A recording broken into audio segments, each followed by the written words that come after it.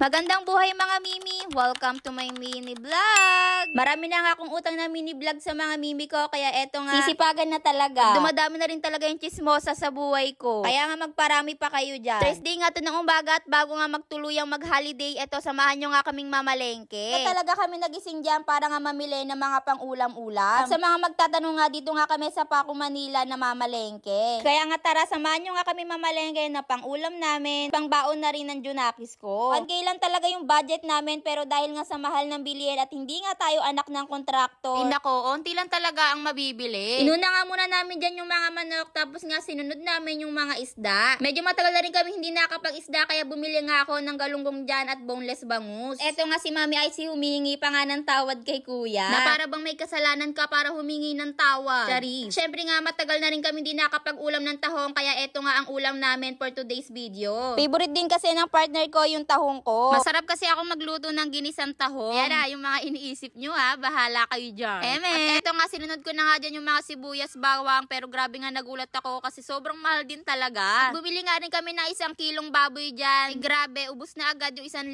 namin. Labas na nga ako dyan ng another 1K para nga makabili na rin kami dito ng mga frozen foods. Na pang ulam nga ng Junakis ko, lalo na't pag may pasok ako sa school. Marami na rin talaga kami nabiling frozen food dyan, at eto nga si ate, kinikwenta na nga yung mga napamili namin. At eto nga yung partner ko, tawan-tawa pa nga dyan kasi nga nailabas ko talaga yung 1,000 ko sa wallet. Ito nga sa inyo nung una, dapat nga 1K lang talaga yung budget dyan dahil nga hindi tayo anak ng kontraktor. Grabe, 925 nga yung total namin sa frozen foods lang. At sinagad ko na nga yung sukli dyan, bumili na nga rin pala kami ng ilang pirasong itlog dyan. Hindi nga kami pwedeng mawalan ng itlog kasi nga favorite ng Junakis ko yan. Ibang itlog kasi yung favorite ko. Itlog maalat kasi yung gusto ko. Ay sus, Habang buwabiyahe nga kami, nakaramdam kami ng onting gutom. Buti na lang talaga may nakita kami sa tabi na nagtitinda ng panset, kaya nga bumili na nga kami para nga makapag-almusal. Nakalimutan nga namin bumili ng prutas, kaya eto nga bumili nga kami ng saging. At syempre ang next video nga ay restocking video. Pero dahil nga sobrang haba na, ay bibitinin ko muna kayo. This is Mami Icy, follow me for next mini vlog!